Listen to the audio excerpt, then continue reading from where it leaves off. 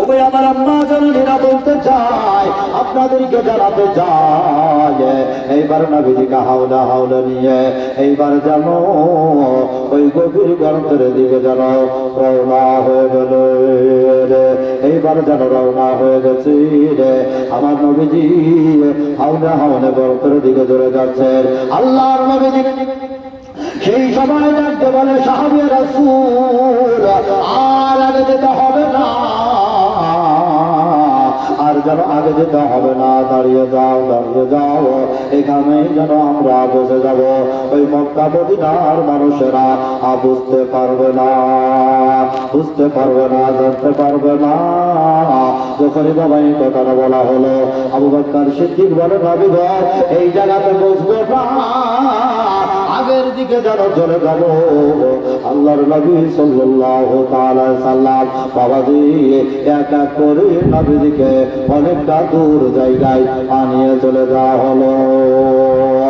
অনেকটা দূর জায়গায় আল্লাহর নবীজিকে নিয়ে চলে গেল সাহাবী রাসূল হযরত আবু বকর সিদ্দিক রাদিয়াল্লাহু তাআলা আনহু। যেন বাবাজি রয়েছে, নবী গো আর আগে যেতে হবে না,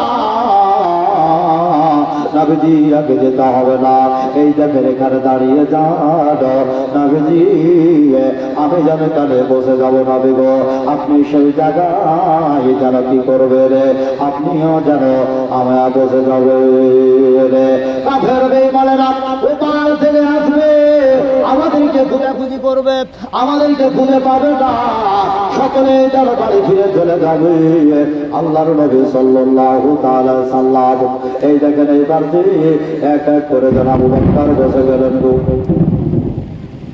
এইবার বাবা বসে গেলেন। এইবার বসে যাওয়ার পরে যেন কি করা হলো, আমার রহমতের ভান্ডার নবীজি আবু বকরের পাশে যেন বসে গেলেন। আবু বকর ডাকতে বলেন, লাব্বাইকা ইয়া রাসূলুল্লাহ, ইয়া হাবিবাল্লাহ, নবী গো একটা কথা বলছি হুজুর, এখানে যেন আপনাকে বসে থাকতে হবে না, দয়া করে আমার জান মুবারকে মাথাটা রেখে আরাম করে নিন, বিশ্রাম করে নিন।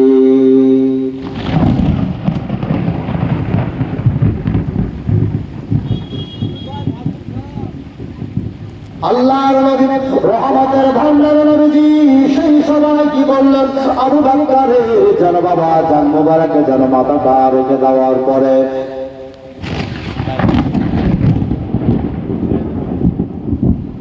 মাইকের লাইন বন্ধ করো।